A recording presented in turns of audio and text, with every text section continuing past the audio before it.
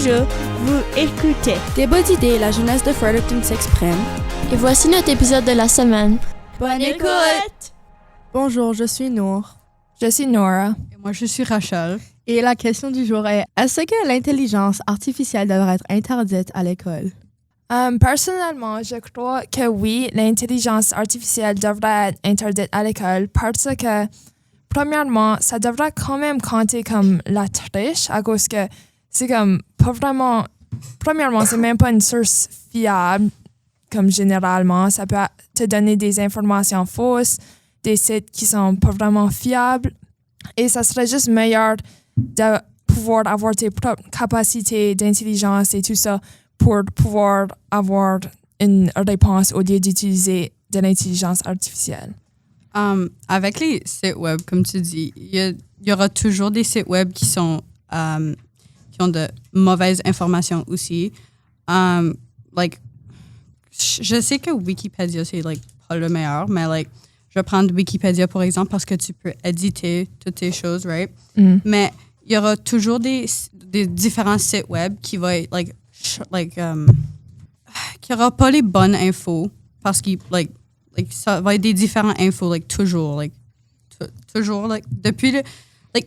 quand ça vient avec l'Internet, le site web, là, c'est toujours différent. Il n'y a pas toujours la même info. Donc, qu'est-ce que ChatGPT ou Copilot te donne, ça va être toujours différent comparé à des différents autres choses parce qu'il te donne il prend ces sites web puis le met. Donc, des fois, tu vas avoir des mauvaises infos à cause qu'il prend les sites web de ce que tu demandes comme yeah. Well, c'est vrai, mais comme si tu regardes spécifiquement pour des sites web, then tu peux identifier comme quelles sont des sources fiables. Mais ChatGPT, ça juste te donne une réponse. Comme tu peux pas vraiment voir où ce que ça vient de. Non, avec ça, tu peux demander à Copilot ou ChatGPT de te donner les sources fiables ou les sources que il t'a donné, right? Puis avec l'info, tu peux juste demander pour les sites, puis ils vont te donner les sites qu'ils ont utilisés pour te donner l'explication. Parce que personnellement, moi, je le fais assez souvent juste pour voir si la source est assez fiable. Puis là, j'écris, puis là, je prends l'explication, mais je l'écris dans mes propres mots, obviously. Mais yeah. Donc, moi, je suis entre les deux. Je pense que ça dépend. Ça dépend vraiment de comment tu utilises l'intelligence artificielle. Comme, par exemple, si... comme Nora a dit, si tu utilises toujours l'intelligence artificielle, ça peut devenir comme une dépendance. Mais si, par exemple, moi, j'utilise une application que notre enseignante en jeu nous a montré, ça s'appelle Notebook LM ou quelque chose, mais ça fait comme des genres de choses, comme des flashcards, puis des quiz et des podcasts, puis des vidéos d'après, comme ce que tu lui donnes comme source. Puis ça t'aide à étudier, mais aussi comme la dépendance c'est pas bonne. Si tu utilises ChatGPT pour toutes les affaires que tu fais, comme tu as une présentation de géographie, tu veux pas la faire, donc tu vas juste demander à l'intelligence artificielle pour le faire. Puis ça, c'est pas bon parce que ça se peut que tu commences à plus penser proprement. Yeah, exactement. Je pense que la dépendance est vraiment comme... C'est pas une bonne chose pour être dépendante d'utiliser l'intelligence artificielle car c'est pas vraiment bon pour l'environnement. Non plus aussi, tu devrais avoir comme assez de compétences pour ne pas utiliser ça tellement activement.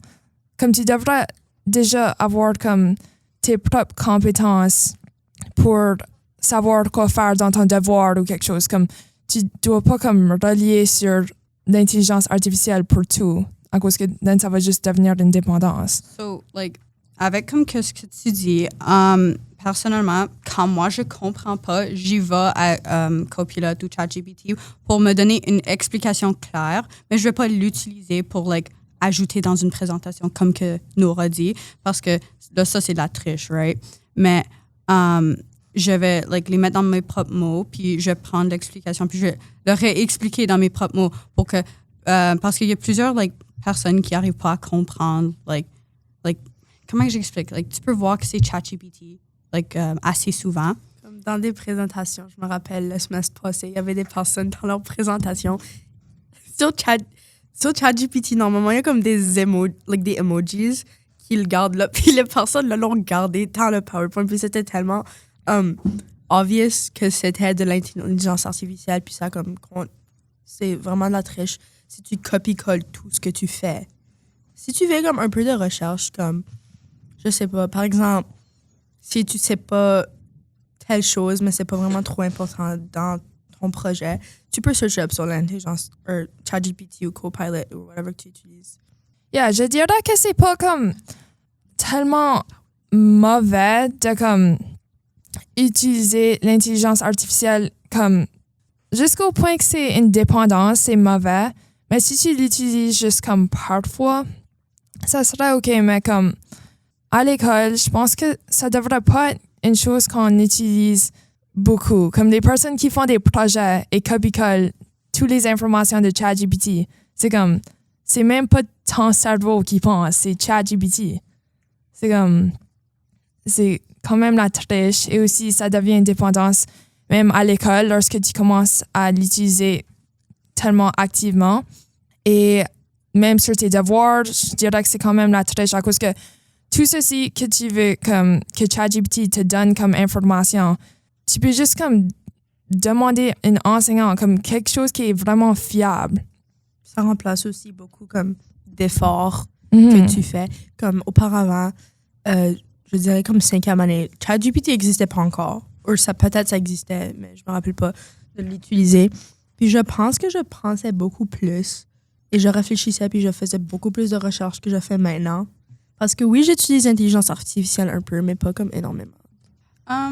Personnellement, moi, j'avais plus de difficultés, pas pour être dépendante sur l'IA, puis toutes ces choses comme ça, mais personnellement, moi, j'avais plus de difficultés quand ça venait avec les recherches parce que il y avait plusieurs sites qui étaient pas fiables, puis majorité, attends,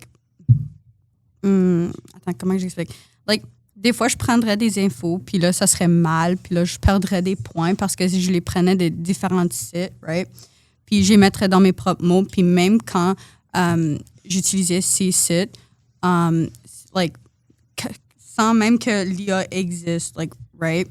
Je perdrais des points parce que c'était pas une bonne info, mais, donc ça te dérange pas, qu'est-ce que tu fais, right?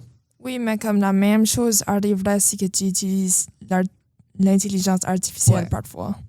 Ça, c'est comme... Comme Rachel a dit, ça peut aussi aider beaucoup de personnes avec leurs travaux et ça peut aussi aider à réviser des affaires ou résumer comme si tu veux pas. Je sais que c'est comme, on veut surtout maintenant, on veut comme pas lire des paragraphes d'informations. Tu peux juste comme demander à l'intelligence artificielle pour juste comme le résumer en un paragraphe, mais quand même en essayant de garder toutes les informations qu'il y avait dans la grosse affaire. Il y a la chose à propos de ça, c'est comme si tu lis comme un résumé de quelque chose que tu dois apprendre, then c'est comme parfois il y a plus d'informations que tu peux comme englober comme et mémoriser lorsque tu écoutes à comme des vidéos, des plus grands paragraphes. C'est comme tu peux vraiment plus apprendre plus, I guess. Et avec l'intelligence artificielle, des fois, c'est comme tu le lis et après tu écris la réponse et ça, c'est tout, tu te rappelles pas. Oui, mais moi aussi, pour moi, j'aime lire des livres, mais j'aime pas lire les gros paragraphes qu'on nous donne à l'école. Puis c'est comme, quand je lis quelque chose que je suis forcée à lire, je lis sans actually lire puis essayer de comprendre. Je lis les mots puis whatever que je comprends, c'est ce que je comprends parce que j'aime juste pas ça. Et donc, je trouve que les résumés feraient plus comme me laisseraient quand même pas entertain, mais comme concentrer sur ce que je dois faire au lieu de lire un gros texte sur whatever qu'on doit faire. Nous avons Mélanie qui a une question. Est-ce que vous pensez que l'intelligence artificielle peut être un bon guide d'études ou que l'intelligence artificielle peut être comme juste the help, ou juste pour comme donner une idée de travail, quelque chose comme ça? Moi, je trouve que oui. Je trouve que si tu l'utilises pas trop pour des choses comme moi, j'utilise, comme j'avais dit, Notebook LM, je l'utilise pour étudier. Comme hier, j'avais un test d'or, puis je voulais juste comme avoir comme quelque chose à écouter pas pendant le test, avant le test. Comme quelque chose à écouter pour que je peux me rappeler, parce que moi, personnellement, j'apprends mieux si je regarde comme visuellement ou si j'écoute à quelque chose, plus que si je fais juste réviser mes notes on and on and on, parce que ça juste rentre pas dans ma tête. Mais c'est comme, j'ai écouté un podcast, kind of, c'était 2 personnes qui parlaient de l'enluminure, qui est quelque chose qu'on faisait en or. Yeah, moi je trouve que l'IA est bon pour like un guide, right? Parce que comme tu as dit tantôt, c'est bon pour like des résumés, puis des courts textes, puis comment tu as dit que tu lis un paragraphe, puis là tu lis pour lire, right? Puis tu comprends pas le texte. Donc je trouve que l'IA est like assez bon pour des guides. Comme si tu comprends vraiment pas, je pense il y a comme obviously comme d'autres manières à approcher cette situation pour que tu puisses apprendre de différentes manières au lieu de utiliser l'intelligence artificielle. Par contre, c'est comme la seule raison pourquoi je dis que ça devrait être interdit à l'école, c'est à cause que comme des personnes, comme spécialement comme des jeunes, devraient apprendre comment utiliser leur cerveau au lieu d'utiliser des applications d'intelligence artificielle pour grandir, pour avoir plus de compétences. Et aussi, comme, je pense même que, comme quand on était plus jeune, je pense qu'on n'utilisait pas l'intelligence artificielle à cause qu'on apprenait comment faire nos propres recherches et on apprenait comment demander des questions en classe pour pouvoir comprendre meilleur. Et aussi, comme, il y a aussi d'autres choses que tu peux faire, comme, tu peux demander à tes amis, comme il y a plusieurs autres sources, il y a des sites et tout ça au lieu d'utiliser l'intelligence artificielle. Puis comme beaucoup de nos enseignants disent comme utilisez pas l'intelligence artificielle, c'est pas bon, ça c'est tricher, whatever. Mais comme nos enseignants eux-mêmes utilisent ça, puis tu peux voir que c'est utilisé. Comme quelque chose que j'ai fait il y a quelques jours, c'était obviously de l'intelligence artificielle qui l'a fait le travail, parce qu'il y avait plein d'erreurs d'orthographe, puis plein de comme choses qui faisaient juste pas de sens, qui étaient obviously des erreurs d'intelligence artificielle, parce que eux ils sont plus comme nous, on a une école francophone, donc là presque tout ce qu'on fait c'est en français. Puis comme Copilot par exemple, il est pas trop avancé dans les affaires en français, parce que c'était un site, une application ou whatever créée en anglais, puis c'est juste comme une traduction kind of, puis c'est pas trop et pas vraiment avancé, donc ça se peut qu'il fait beaucoup d'erreurs. Et comme si tu lui donnes quelque chose, il va pas le comprendre, puis il va le résumer en quelque chose qui n'a vraiment pas rapport. OK. Madame Elodie a une question pour nous. Tu viens de dire, Nour, que les enseignants utilisent l'intelligence artificielle. Pourquoi est-ce qu'ils ne devraient pas? Ben, c'est pas qu'ils devraient pas complètement ne pas l'utiliser. C'est juste que comme si tu dis de pas utiliser, donc tu devrais toi-même ne pas l'utiliser. C'est juste Nicolas a une question pour nous. C'est quoi les dangers de toujours utiliser de l'intelligence artificielle tout le temps pour tous tes travaux, puis comme juste tout ce que tu fais? Ben, ça risque aux élèves de comme pas apprendre puis pas réfléchir par eux-mêmes.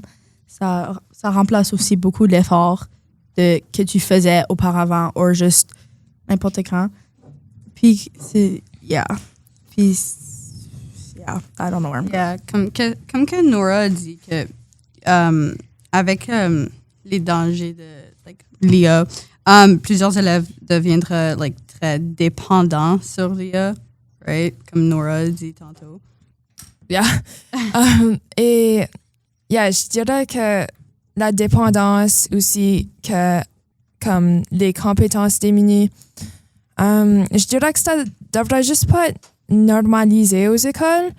Ça serait meilleur si que tu peux l'utiliser sur ton propre temps, I guess. Like, si tu l'utilises juste à la maison pour t'aider avec des devoirs ou quelque chose, je pense que ça serait plus comme bon que de l'utiliser à l'école pour comme longtemps. OK. Donc, merci de nous avoir écoutés. La question du jour était est-ce que l'intelligence artificielle devrait être interdite à l'école? Nora était contre, puis elle a dit que ça affectait beaucoup comment les gens pensaient, puis la dépendance était vraiment pas bonne. Moi, j'étais contre, puis je trouve que tu peux avoir des bons résumés, puis t'as pas besoin de toujours copier-coller tout. Et moi, j'étais entre les deux, puis je disais que ça dépend vraiment de comment tu l'utilises. Puis, si tu l'utilises proprement et tu fais les affaires proprement, ça va être fine, mais si tu l'utilises trop puis si tu deviens dépendant, c'est pas une bonne affaire. Je suis Nour. Je suis Nora. Je suis Rachel. Merci. C'était Débat d'idées. Rendez-vous la semaine prochaine. Un projet rendu possible grâce au financement du GACEF.